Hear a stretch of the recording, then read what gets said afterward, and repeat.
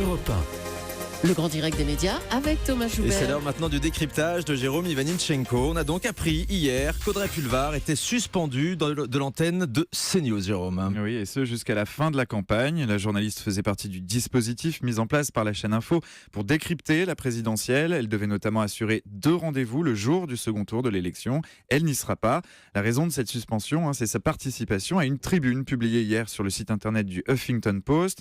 Une lettre ouverte rédigée à l'initiative de Laurence Rossignol, ministre des Familles, de l'Enfance et des Droits des Femmes. Cette tribune, elle est signée par une 50aine de personnalités de la société civile qui se présentent comme des militantes et des militants de l'égalité et de la défense des droits des femmes. Parmi eux, on trouve des comédiens, Julie Gaillet, Zabou Bretman, Bruno Solo.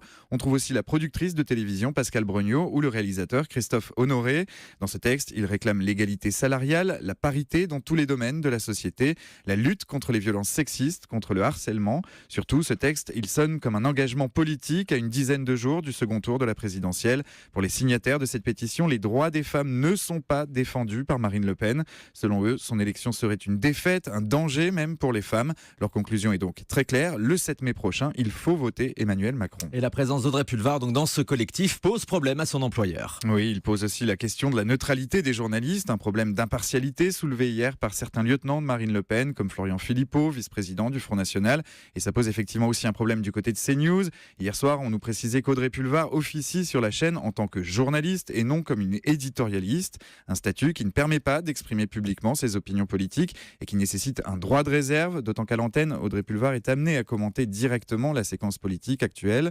Ce droit de réserve, il n'a pas été respecté et il a poussé les dirigeants de la chaîne à réagir très vite et à écarter la journaliste de l'antenne. CNews craignait aussi une réaction de la part du CSA. En revanche, la chaîne précise qu'il ne s'agit pas d'une mise à pied, mais bien d'une suspension temporaire pendant la durée de la campagne. Audrey Pulvar pourra donc revenir à l'antenne après le deuxième tour. On se souvient qu'en 2010, elle avait déjà connu pareil déconvenu. À l'époque, CNews s'appelait iTélé. La journaliste était en couple avec Arnaud Montebourg, candidat à la primaire socialiste, et elle avait dû suspendre ses activités télévisuelles pendant sa campagne. Contactée ce matin, Audrey Pulvar préfère ne pas réagir pour le moment. Elle s'est contentée d'un message sur Twitter pour remercier ceux qui la soutiennent. Oui, on a évidemment essayé de joindre Audrey Pulvar qui ne veut pas s'exprimer pour le moment. Merci beaucoup Jérôme pour toutes ces explications. La suite du grand direct des médias, ce sera dans un instant avec le journal des médias. Et puis on va se débattre de toute l'actualité média de ces derniers jours, notamment cette affaire d'Audrey Pulvar. On reviendra également sur le débat de la présidentielle qui aura lieu mercredi prochain. Ce sera tout à l'heure avec nos spécialistes qui viendront donc échanger leur point de vue. Vous restez bien sur Europe 1, il est bientôt 9h25.